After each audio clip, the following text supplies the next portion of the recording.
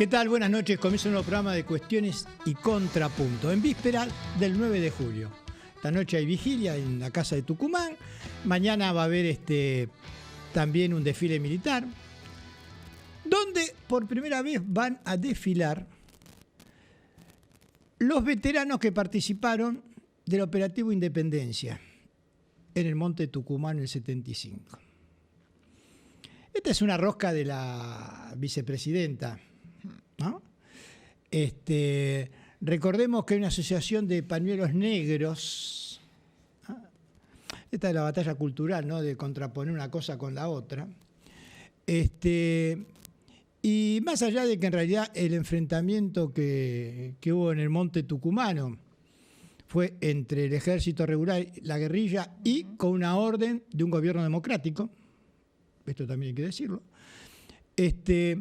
también se cometieron abusos que no estaban en el reglamento, digamos. Y que fue también el principio en esa zona de Tucumán, ¿no? Donde después Bussi asentó sus reales, ¿no? Para lo que vino después del golpe de Estado del 76. Bueno, ahora van a desfilar públicamente los veteranos del operativo Independencia.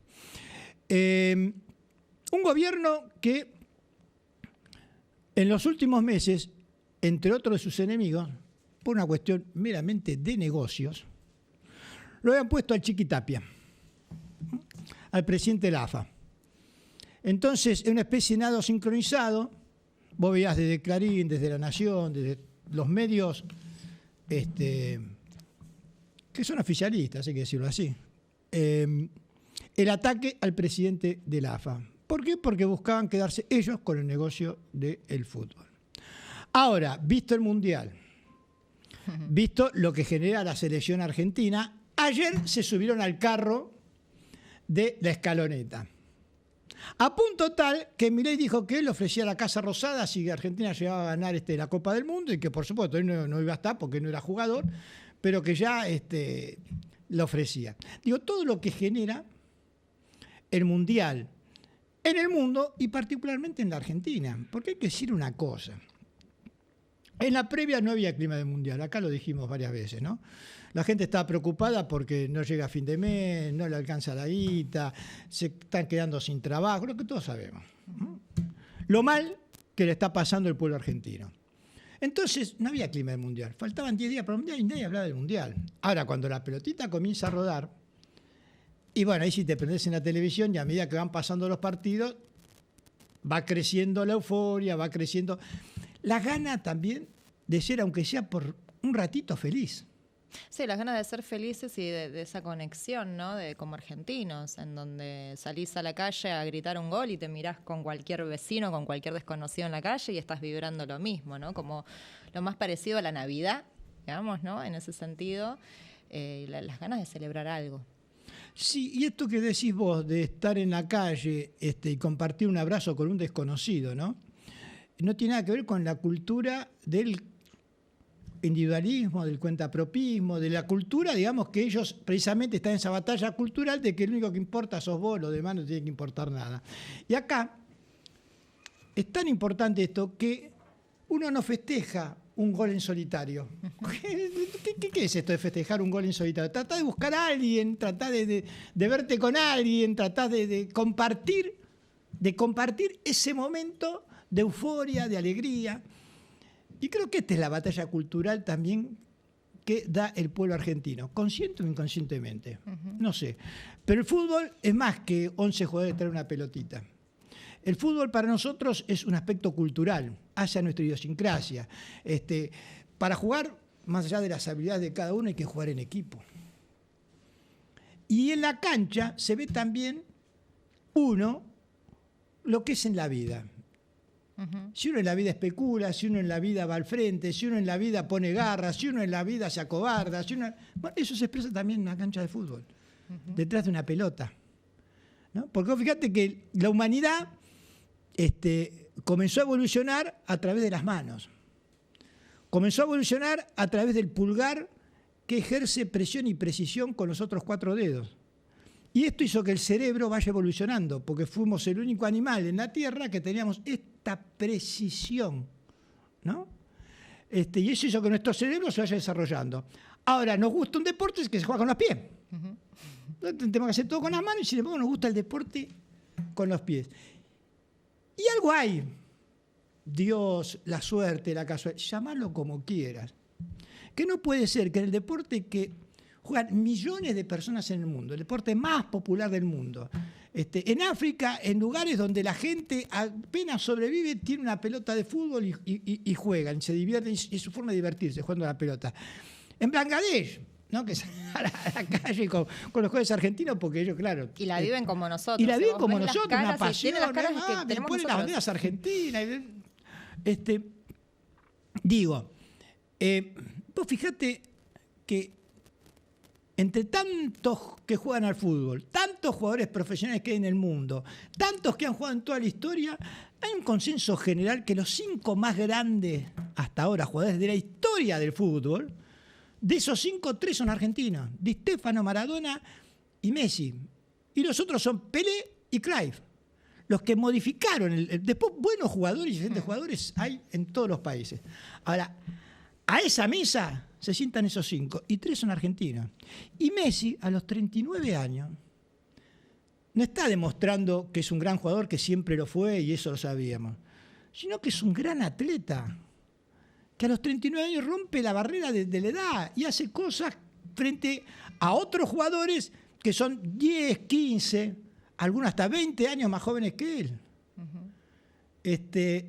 Es impresionante lo de Messi, que está tocado también con la varita mágica. Ayer, en un partido donde no le estaban saliendo las cosas, donde erró un penal, donde perdió muchas pelotas, sí pegó un tiro en el palo, hizo alguna jugada, porque hasta en los partidos más malos Messi algo hace, algo va a hacer. Como dice Michael Jordan, Messi juega para los que lo van a ver por primera vez. Entonces, algo te va a devolver, algo te va a devolver. En un momento donde parecía que se iba del Mundial errando un penal y frustrado, que en lugar de apocarse, se fue a un costado de la cancha, comenzó a hacer magia, y también tocado por la varita mágica, más allá de su habilidad y todo, hace el centro para el gol, hace la jugada del empate. Le dice que esto es increíble, ¿no? En la jugada del tercer gol, en la que él no participa directamente, cuando la pelota la tiene Álvarez, Julián Álvarez le dice a Julián Álvarez: tirásela al Toro, a Martínez. Y Julián lo ve a Maradona lo ve a Messi, le hace caso y le pone una pelota perfecta, pues se la pone como tiene que ser, adelante del jugador para que lo agarre en velocidad, corriendo y no que pierda tiempo. Y ahí viene el tercer gol de Argentina. Digo, y nosotros, que 10 minutos antes estábamos afuera y sufriendo, porque la verdad, era una carga de sufrimiento, no queríamos saber más nada, queríamos putear a la vida, no sé, estábamos todos, cada uno. De pronto se renació, volvió otra vez el festejo, Dios es argentino, La Virgen de Luján versus... No sé cómo va a terminar Cleopatra. esto, pero evidentemente esta selección, desde hace ya varios años, desde el año 21 concretamente, no está dando más que satisfacciones. Gana, tiene un gen ganador. A veces juega mejor, a veces no tan bien, pero va a jugar hasta el final. Alguna vez va a perder, pero no se va a entregar. Va a perder peleando. Y me parece que eso es lo que destaca en esta selección. Y el llanto de Messi. El hombre que lo ganó todo, el hombre que en sí mismo es una multinacional, miles de millones de dólares. El 22% de las publicidades de este mundial lo tiene a Messi como figura. ¿Sabes la plata que significa eso? Y el tipo lloraba, ¿por qué? Porque se veía afuera y de pronto sigue en el mundial. Lloraba por eso, por la gloria, por la fama, por el pibe de barrio que juega por la Coca-Cola y no le gusta perder. Y llora cuando pierde y se amarga. Bueno, eso era Messi ayer. El súper profesional, el hombre más reconocido del mundo futbolístico, a lágrima tendida. Mientras los compañeros festejaban, él estaba llorando. Llorando de alegría, de emoción, pero llorando. Esa figura me parece que es increíble. No sé cómo lo viste vos. No, yo lo viví con mucha tristeza. Yo no me enojé, yo no me enojo con la selección para nada. Me parece que son ya queda demostrado que son los mejores del mundo y en última instancia, bueno, son los segundos mejores del mundo, no sé.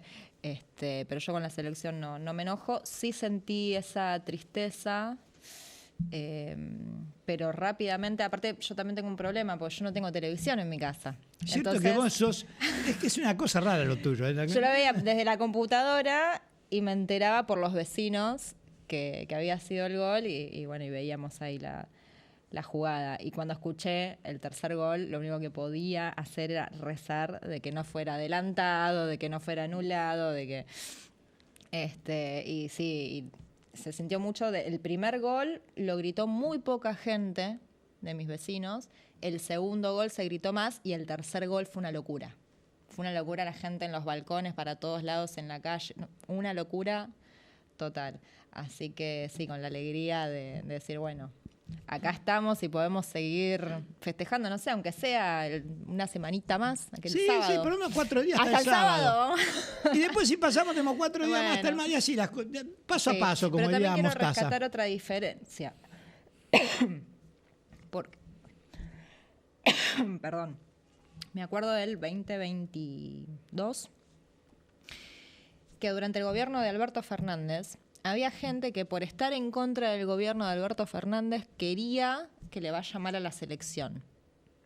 Y eso hoy, con el gobierno de Milei, no pasa.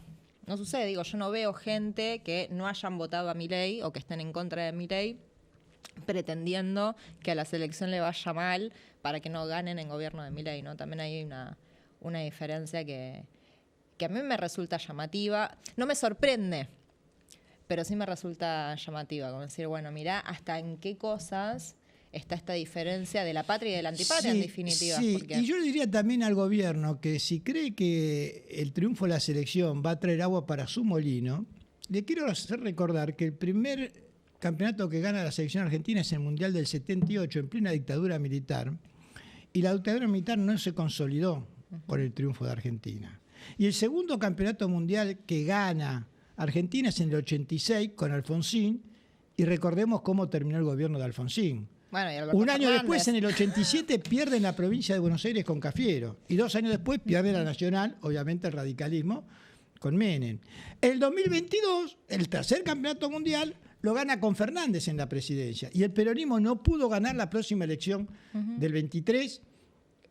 Entonces, muchachos, que Argentina salga campeón del mundo y después la política la seguimos discutiendo. Porque, a ver, que Argentina salga campeón del mundo no va a decir... No, si no llego a fin de mes, voy a seguir sin llegar a fin de mes, voy a seguir teniendo los problemas que voy a tener. Cuando deje de rodar la pelotita, vuelve la Argentina que estamos padeciendo. Y eso no se puede borrar por un triunfo deportivo que nos va a alegrar y nos va a poner muy contentos. Y a mí me interesa fundamentalmente que el pueblo argentino tenga una alegría, que estemos contentos. ¿Sabes por qué? Porque un pueblo triste no puede hacer nada tampoco. No puede cambiar nada desde la tristeza. Entonces, si hay que cambiar este momento que estamos viviendo, que la estamos pasando mal, que la plata se la llevan unos pocos en detrimento de la mayoría. Si queremos cambiar eso, lo tenemos que tener con un pueblo que no esté resignado, que no esté tan entristecido, que tenga... A ver, el peronismo siempre ganó en la calle con alegría. El peronismo no fue a la calle nunca a romper vidrieras, ni a destrozar cosas, ni siquiera cuando pidió por la libertad de Perón, cuando nació el peronismo en el 45. No rompió la ciudad de Buenos Aires, fue a pedir por la libertad de su jefe en paz y con alegría. Y cantando Mañana es San Perón cuando lo liberaron. Digamos, eso es la Argentina en la calle, masiva, alegre. Y a mí me molestó bastante algunos incidentes que hubo en el día de ayer. Me molestó sobremanera. Porque también... No quiero caer en la cosa fácil, pero uno ve que hay un clima de hostilidad en la sociedad. Lo ves cuando manejás, lo ves en la calle, estamos todos al límite de la puteada, al límite del enfrentamiento con el otro, creo que por nuestros propios problemas que nos van agobiando. La semana que viene vamos a hablar durante todo el programa de salud. Ya confirmó que va a venir Daniel Goyán al programa. Seguramente va a estar también Alejandro Colia. Porque hay algunas cuestiones de salud que realmente me alarman, ¿no? que en la República Argentina la mayor cantidad de muertes después de las enfermedades, sacando las enfermedades, es en primer lugar el suicidio, en segundo lugar los accidentes viales y en tercer lugar los temas de criminalidad. Y esto está diciendo de algo, porque el suicidio no es una cuestión individual, es una cuestión de la sociedad. Cuando el suicidio pasa a ser la principal causa de muerte, no es la cuestión individual que toma esa persona, es una cuestión social que sí, y nos está marcando. Suicidios cada vez en personas más jóvenes. Sí, la falta de futuro. Y cuando digo jóvenes, digo adolescentes. Es terrible, es terrible. Y nadie habla de eso, todos miran para el costado, ¿viste? Nadie está hablando de eso. Es terrible. Como es terrible el endeudamiento de la familia, de la gente que se endeudó para comer, no que se endeudó para comprar una casa, una heladera o un artículo. No, se endeudaron para morfar. Y hoy están endeudados y tienen que seguir comiendo. ¿Y cómo hacen si no tienen más crédito? Y ni hablemos lo que se endeudaron con el usurero del barrio. O en los barrios más periféricos los que se endeudaron con los narcos. Es un problema terrible, terrible, que hay que tomarlo. Bueno, esta es la Argentina que nos va a dejar Milei. Esta es la Argentina que nos deja Milei. Una Argentina arrasada, que va a salir adelante, va a costar, no va a ser fácil. Pero hay que comenzar a ver la magnitud de los problemas para que cuando se llegue al gobierno, comenzar a actuar en consecuencia.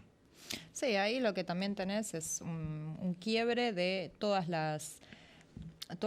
lo que son las redes sociales, digamos, en la comunidad, ¿no? Tenés un quiebre en la educación, en donde tenés una escuela que no educa, prácticamente, y digo educación en absolutamente todos los niveles. Tenés también un quiebre en la salud, tenemos hospitales que no funcionan tampoco como debieran. Y hay una desinversión en esos dos, en tanto educación como en salud. El Estado Nacional ha desinvertido. Salud. En la política misma. Ves una crisis de representatividad también de absolutamente de todos los sectores políticos. Tenés un quiebre de las familias también. Hace poco entrevistábamos a Sabrina Cartavia, que ella nos hablaba de que justamente lo que está pasando también con la justicia de familia es que cada vez hay más personas, más familias que se separan y que no pueden resolver sus separaciones en privado y que requieren de la ayuda de la justicia. Entonces tenés familias quebradas, colegio, educación quebrada, salud, bien, gracias. La política, bien, gracias, ¿no? Entonces, como todas las redes que uno... Creo que, salvo la iglesia, me parece que la iglesia es lo único que todavía se sigue manteniendo en pie. Tenés todo lo demás comunitario o quebrado o ahí sin mucha importancia. Entonces, también cuando hablamos de cuestiones de salud mental, en donde lo que principalmente se requiere, más allá de inversión y demás, es una cuestión comunitaria. Parece que ahí tenés el escollo en donde las cuestiones de salud mental terminan siendo una radiografía de lo que es una foto de lo que es la sociedad. Bueno, hoy tenemos dos invitados acá en el piso. Uno es el concejal Carlos Sorio, que es de 3 de febrero, de Fuerza Patria, y el otro es también un amigo de la casa, ¿no? Pablo Marchesi, historiador, mañana 9 de julio, y vamos un poco también de qué pasó aquel de 9 de julio, qué sé yo. Si la Prida, porque nosotros conocíamos a la Prida por el cuaderno, después, bueno, no sabíamos bien quién era la Prida, pero bueno, a ver, ¿quiénes eran los hombres? ¿Cómo fue esa declaración? Que sí, que es cosa rara, ¿no? Una declaración 6 años después del 25 de mayo de 1810. ¿Por qué se tardó tanto? ¿Por qué fue en ese momento? Bueno, en fin. De esas cosas vamos a hablar con historia con Pablo Marchesi. Vamos a un corte y al regreso estamos con nuestro primer invitado de hoy, el concejal de 3 de febrero, Carlos Sorio.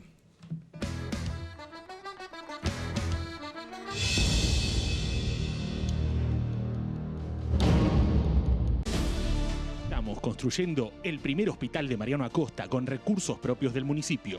Ubicado en Virgen de Copacabana y Artigas, cuenta con una superficie de más de 2.400 metros cuadrados. Obras que duran para siempre. Gobierno del Pueblo de Merlo. Gustavo Menéndez, intendente.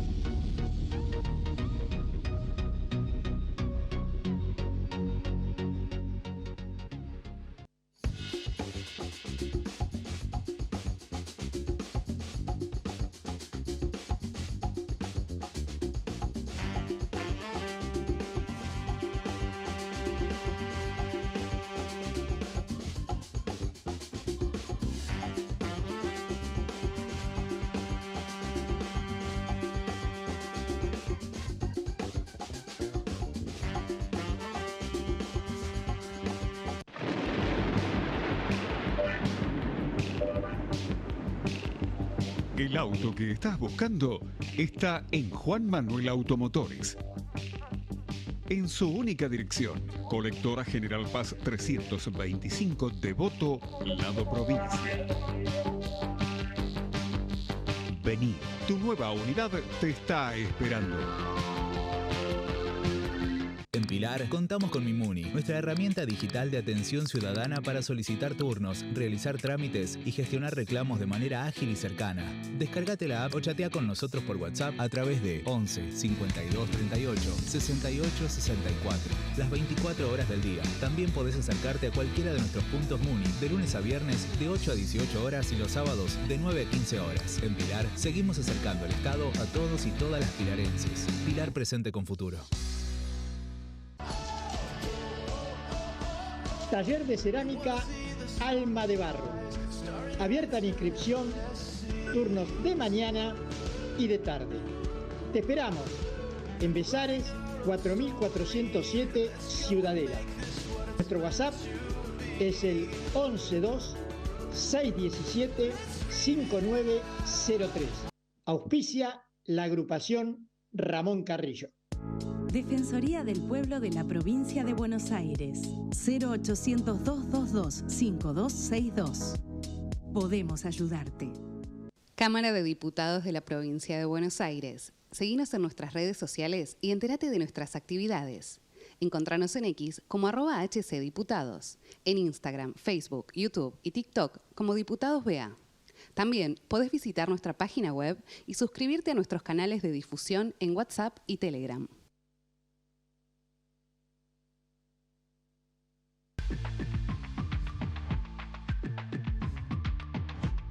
Invertir en una franquicia Los Amores es una excelente oportunidad de negocio.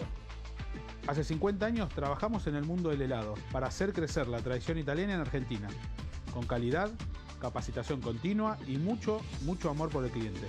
En los barrios donde tenemos las franquicias nos reconocen como esa heladería de confianza e innovadora. Somos una familia que apostó y sigue apostando, con más de 120 locales en todo el país. Para abrir una franquicia de Los Amores, hay posibilidades en todo el país. No tenés que abonar el fee ingreso, que es el pago inicial, tampoco por la publicidad institucional. Si sos apasionado por el helado, te gusta trabajar en equipo y brindar un servicio de calidad al cliente, sumate a esta familia con una franquicia de Los Amores, que te permite invertir con rentabilidad. Sin dudas, adquirir una franquicia de Los Amores es un excelente negocio y te invitamos a sumarte a nuestra gran familia.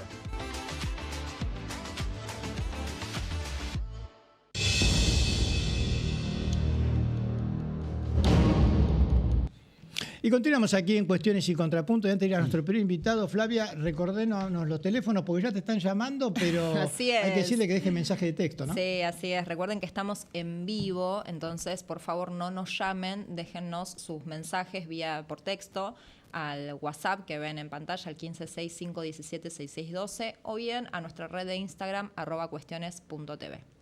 Bueno, y ahora sí, estamos con Carlos Osorio, concejal de 3 de febrero, hombre del MDF también, y amigo de la casa. Gracias por estar acá, Carlos. Buenas noches, muchísimas gracias por la invitación y bueno.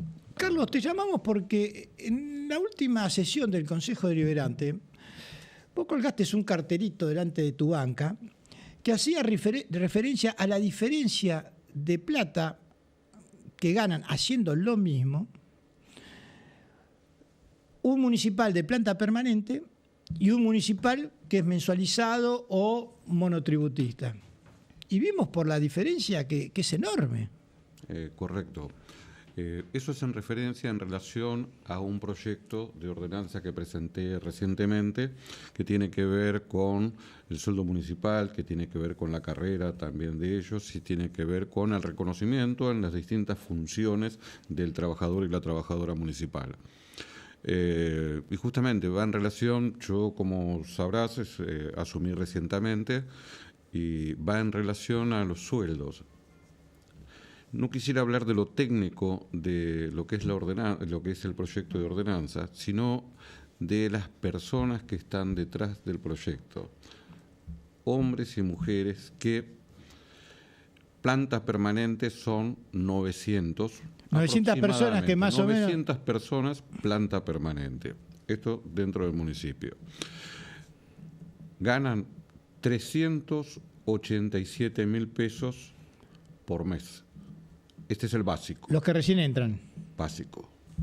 Quiere decir que este hombre come y alimenta a su familia, este hombre o esta mujer alimenta a su familia con algo similar a 12.000 pesos por día. Ahora bien, a medida que vas recorriendo los distintos puntos del trabajador municipal, vas entendiendo lo grave que es su problemática. 28 años de función, de trabajo.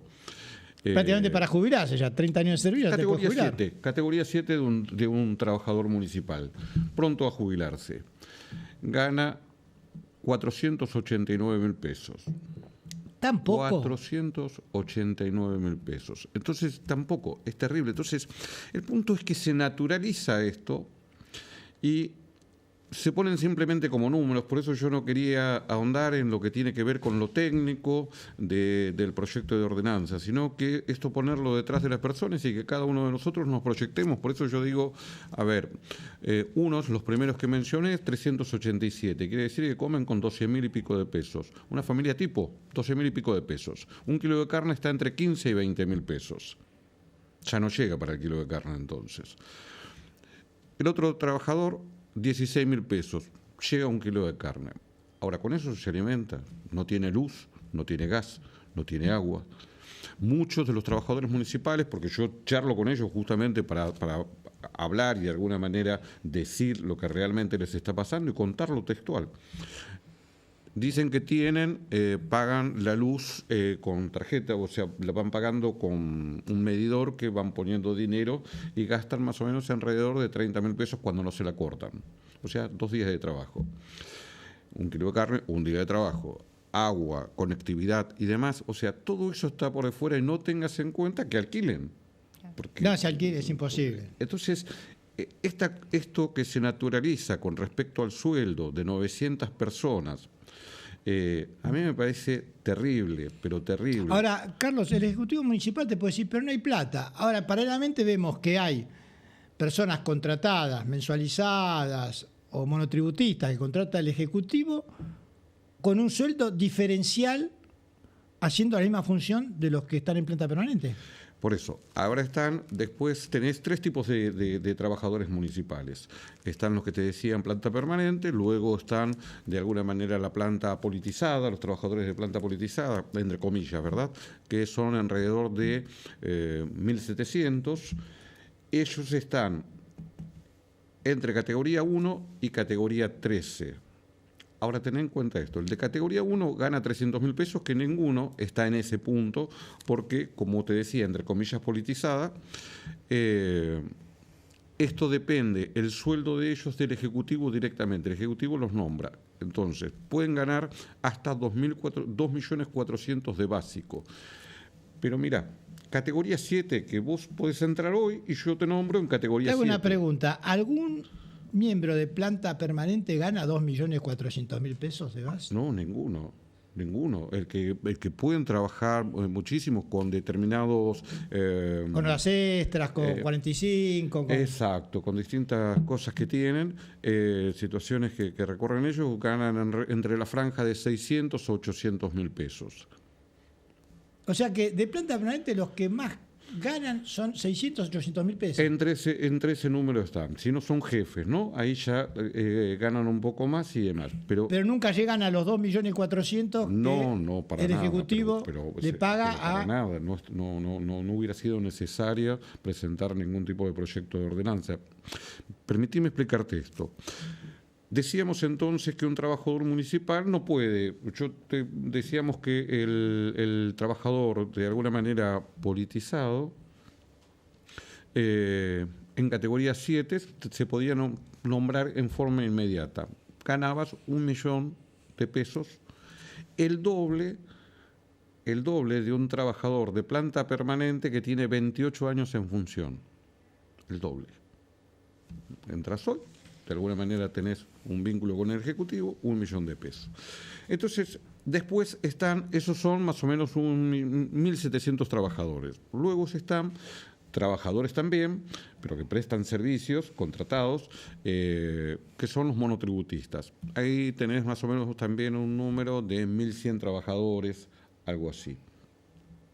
Y ellos oscilan también en una franja que tiene que ver con 400.000 pesos a 1 millón y pico.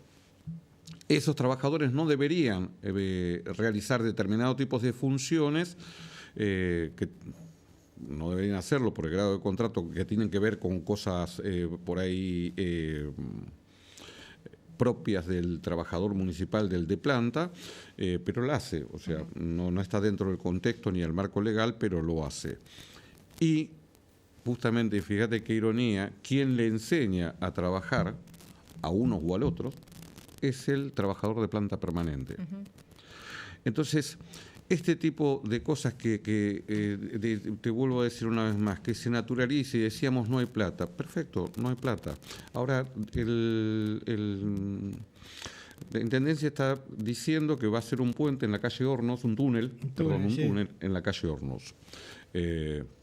Dicen con dinero municipal. Con recursos propios, ¿sí? No hay plata para una cosa, para el trabajador municipal, no debe haber para un túnel. Porque es como decir, bueno, compro un viaje a Disney para mis chicos, pero dejo que se gotee el techo, no les doy de comer, no los mando a estudiar. A mí lo que me llama la atención, Carlos, es que de cada 4 trabajadores, uno solo es planta permanente. O sea, porque si hay 3.600 en total entre planta permanente y solo 900 son de planta permanente, es 1 de cada 4. O sea que hay 3 trabajadores que no son planta permanente y 1 que sí es planta permanente. Es que está claro que lo que quieren es justamente exterminar la planta permanente. Ahora fíjate otra cosa que me gustaría señalarte que me comentaban ellos. De alguna manera lo que dicen y lo que dijo recientemente un concejal, que el trabajador municipal es politizado y que no cumple sus funciones. En época de pandemia, quien cumplió las funciones, cubrió todas las áreas que tenían fue el trabajador que ver, municipal. Fue el trabajador municipal. Ahora bien, de hecho, perdieron la vida muchos de ellos. Bueno, de hecho, exactamente. Entonces yo el otro día escuché en la última sesión, el concejal Bert decía que respetan, valoran el trabajo del justamente el trabajador municipal, la función de ellos. Respetan. Yo digo, ¿qué hacen con los que no respetan? Porque si esto lo están llevando a cabo con aquellos que respetan, ¿qué les hacen a los que ustedes no respetan? Ahora, Carlos, ¿te puedo hacer una pregunta? Porque, digo, ¿esto se ha intentado judicializar en algún momento? Porque acá vemos un desequilibrio manifiesto que atenta contra la dignidad humana del trabajador. Sí, no, en ese punto no tengo la información como para decirte. El gremio verdaderamente... compañero Diego Silva me informó de muchísimas cosas, pero bueno, eso tendrá que ver con tal vez con un histórico de ellos, que sepan qué es lo que hicieron, qué medidas tomaron, si es que la tomaron en algún momento, con respecto a judicializar esto. Pero yo digo que es una barbaridad en curso, en curso, y que sin ponerse colorados lo siguen desarrollando. Y yo digo, el hombre de la política, ¿en qué momento se pierde? ¿No? Y pierde la humanidad, porque empieza a levantar la mano o a bajar la mano en base a determinados tipos de conveniencias o direcciones políticas. Y esto va más allá de lo político, esto es humano, conservar cierto tipo de humanidad y tener lógica. Nadie puede comer hoy en Argentina en 387.000 pesos. Y el punto se agrava porque tiene la potestad el Consejo Deliberante de, a través de una ordenanza, cambiar esto. Potestad que le entregó la provincia de Buenos Aires hace un tiempo. Cada municipio puede, a través de su Consejo Deliberante, de alguna manera alterar esto y modificar el sueldo de los trabajadores. En base a eso presenté la ordenanza. Ordenanza que entiendo, ojalá me esté equivocando y de verdad que nos sentemos y digamos de qué forma con el oficialismo podemos llegar a encontrar una solución de esto, porque no es la idea generarles ningún tipo de agujero económico, de situaciones contrarias a lo económico ni a ni al presupuesto anual y demás. La idea es decir, busquémosles el punto, vayamos con un aumento progresivo, entonces despertamos la esperanza en el trabajador. Y digo, acá un mínimo aumento, un mínimo debería ser un 100, pedí un 25. Por el otro lado, digo, conversando con el gremio mismo, dijimos, hay determinadas áreas que se contratan. Ejemplo, el trabajador municipal antiguamente entregaba notificaciones o los impuestos los entregaba el trabajador municipal. Bacheo los hacía también el trabajador municipal. Hoy se privatizó eso. Entonces yo digo, se privatizó y tampoco es efectivo, porque vos decís lo privaticé y funciona todo de forma maravillosa, bárbaro, perfecto. Ahora no pasa eso. Entonces decimos, bueno, sentémonos a conversar, gremios, ejecutivo, legislativo y demás, y llegamos en qué punto, cómo le encontramos solución a este desastre que se está cursando con el trabajador municipal. Cómo tal vez le sacamos a un privado y hacemos un mix entre privados y el municipal. Algo hay que hacer. Esto no puede continuar de esta manera. Ahora, Carlos, yo te tengo que preguntar porque me llama la atención, ¿no es cierto? Que vos pertenecés a un bloque donde son 9 los concejales, creo, ¿no? Sí. Y sin embargo, el único que puso en su banca este letrero donde decía las diferencias que hay entre el trabajador de planta permanente y los mensualizados o monotributistas fuiste vos. ¿El resto de los concejales piensa igual que vos o piensan distinto? ¿O cómo estás viendo esta situación? Yo soy hombre del movimiento obrero, estoy dentro de la estructura de camioneros hace 20 y pico de años y bueno, cumplí dentro de distintas funciones dentro de eso y hoy mi referencia política es Octavio Arguello y es cosecretario de CGT. De manera tal que me interesa particularmente todo aquello que tenga que ver con el trabajador. A raíz de eso yo armé este proyecto de ordenanza y me acompañó el bloque, presenté el proyecto propio, pero fui acompañado por el bloque. Para serte sincero, con respecto a por qué no lo pusieron en su banca, lo que sí me expresaron es que llegó tarde, cosa que sí, había comenzado la sesión y llegó tarde, los carteles para ponerlo en la banca. O sea que en la próxima sesión estarán esos carteles puestos. De una forma desordenada. Entiendo que en la próxima sesión van a estar puestos, sí. De una forma desordenada, bueno, y fue por eso que no pusieron ellos, sino acompañaron con los carteles. Te cambio un poco de eje. ¿Cuál es tu mirada con respecto a el proyecto del Ejecutivo del Centro Cívico de Caseros, de la venta de los terrenos, de la construcción de edificios, de sacar la mitad de la Plaza de la Unidad Nacional? ¿Cómo lo están discutiendo? No sé si en el bloque o la tuya personalmente sobre esta situación. Nosotros pedimos información al Ejecutivo y al Legislativo, por supuesto, pero bueno, ya como sabés, son mayoría, de manera tal de que levantan los brazos y entiendo que hacen lo que entienden que deben hacer y en este caso son corredores inmobiliarios, ¿no? Y venden cosas que son muy propias del distrito, o sea... Los activos municipales sí que están vendiendo. Sí, pero es una locura lo que están vendiendo. Van a ser, según entiendo, porque explican a medias, ¿sí? Explican cómo detrás de un telón. La media que les conviene, va. Sí, explican detrás de un telón. Entonces dice que van a ser 800 edificios alrededor. Pero escucha, venden a privados. Van a ser más o menos 8 edificios. Entonces, bueno, ¿a dónde se van a destinar esos recursos? Decimos, uno supone, hospital o algún centro deportivo más o alguna cosa, porque ya que vas a vender algo tan importante y dejarle tal vez, porque ojalá cambie por quien sea el gobierno que viene, ojalá que sea peronista el que venga, pero que cambie por quien sea, pero que cambie por algo mejor 3 de febrero, va a dejarle un problemón. porque se van a llevar el dinero, porque ellos dicen que el dinero lo van a utilizar. Escucha, venden los terrenos, las tierras, van a hacer 8 edificios y dicen que los recursos que vengan de esa venta van a hacer plaza alrededor, van a parquizar, ingresos de vehículos, puentes. O sea, Sí. Porque ya que vas a venderle que hagan la tierra, que hagan sus veredas, que hagan la plaza que vos pretendas que haga, o que hagan los cruces que vos quieras. ¿Cómo vas a gastar los recursos municipales? Vas a vender una tierra importantísima, es la más, si no la más importante. Por el otro lado, es ilegal lo que están por realizar. También hay que señalarlo. ¿Por qué es ilegal? Y porque esa fue una donación, entiendo que fue, no quiero precisarte, pero más o menos en el 52, una cosa así. Eso en terrenos municipales, terrenos de ferrocarril, ¿no? Claro, y lo donó Nación de alguna manera para determinados fines. Dentro de esto, que se pusiera el municipio, lugares deportivos, en todo caso de salud y demás, pero no para un privado. Porque en este caso tampoco se aclara que si viene alguien con dinero y quiere hacerse una quinta, puede hacerlo. O sea, no dice específicamente el proyecto qué es lo que tenés que hacer. O sea, te lo vendo, pero hace esto. No, o sea, no aclara eso.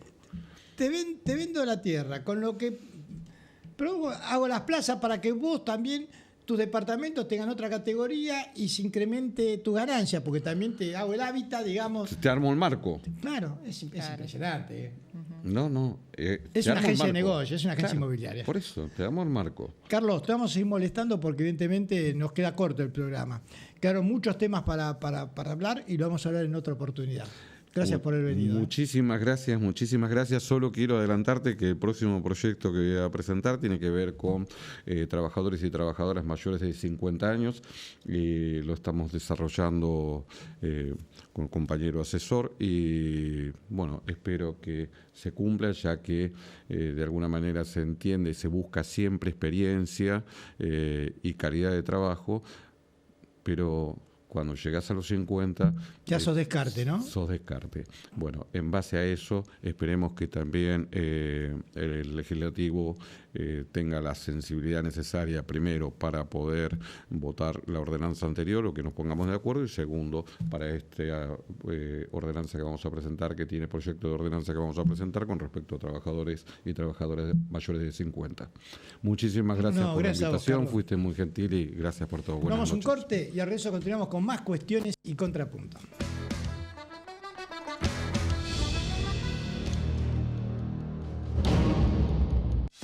La renovación de la Ruta 40 contempla el ensanche, prolongación de alcantarillas, iluminación, semáforos y señalización. Reducirá tiempos de viaje y aumentará la seguridad. Gobierno del Pueblo de Merlo. Gustavo Menéndez, Intendente.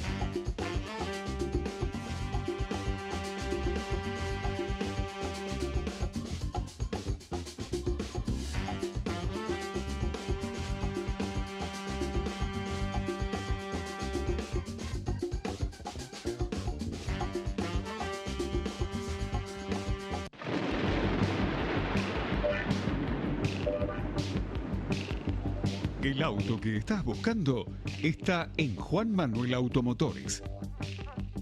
En su única dirección, Colectora General Paz 325, Devoto, Lado Provincia. Vení, tu nueva unidad te está esperando. En Pilar Pilar, contamos con Mimuni, nuestra herramienta digital de atención ciudadana para solicitar turnos, realizar trámites y gestionar reclamos de manera ágil y cercana. Descárgate la app o chatea con nosotros por WhatsApp a través de 11 52 38 68 64. Las 24 horas del día. También podés acercarte a cualquiera de nuestros puntos Muni de lunes a viernes de 8 a 18 horas y los sábados de 9 a 15 horas. En Pilar, seguimos acercando el Estado a todos y todas las pilarenses. Pilar presente con futuro. Taller de cerámica Alma de Barro. Abierta la inscripción, turnos de mañana y de tarde. Te esperamos en Besares 4407 Ciudadela. Nuestro WhatsApp es el 112 617 5903. Auspicia la agrupación Ramón Carrillo. Defensoría del Pueblo de la Provincia de Buenos Aires. 0800-222-5262. Podemos ayudarte. Cámara de Diputados de la Provincia de Buenos Aires. Seguinos en nuestras redes sociales y entérate de nuestras actividades. Encontranos en X como @HCDiputados. En Instagram, Facebook, YouTube y TikTok como Diputados BA. También podés visitar nuestra página web y suscribirte a nuestros canales de difusión en WhatsApp y Telegram.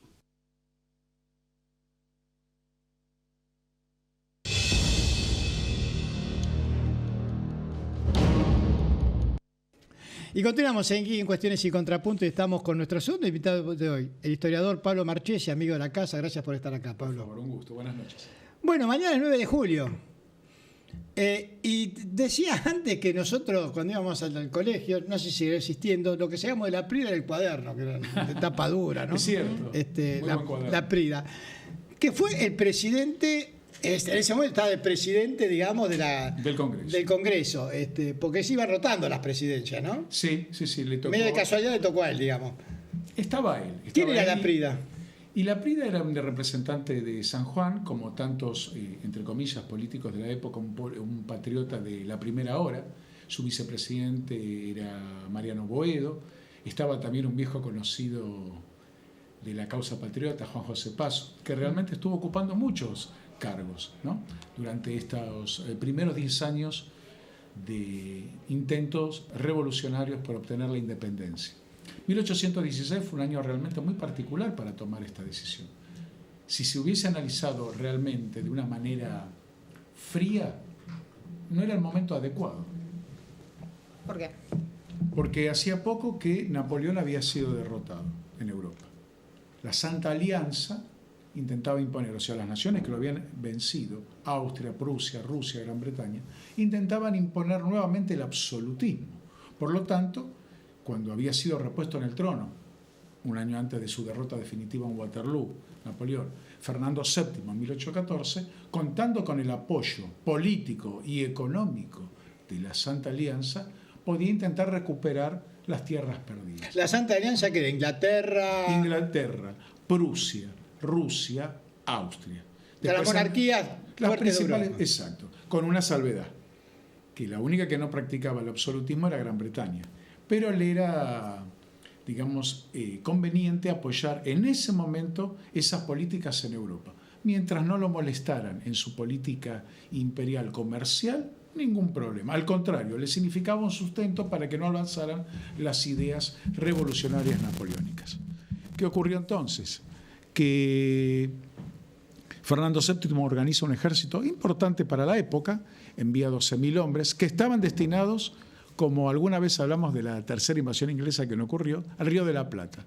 Y lo desviaron también hacia Caracas, hacia Venezuela, porque lo que había sido el virreinato de Nueva Granada, con Simón Bolívar como líder revolucionario, se había convertido en el principal foco para 1814-1815.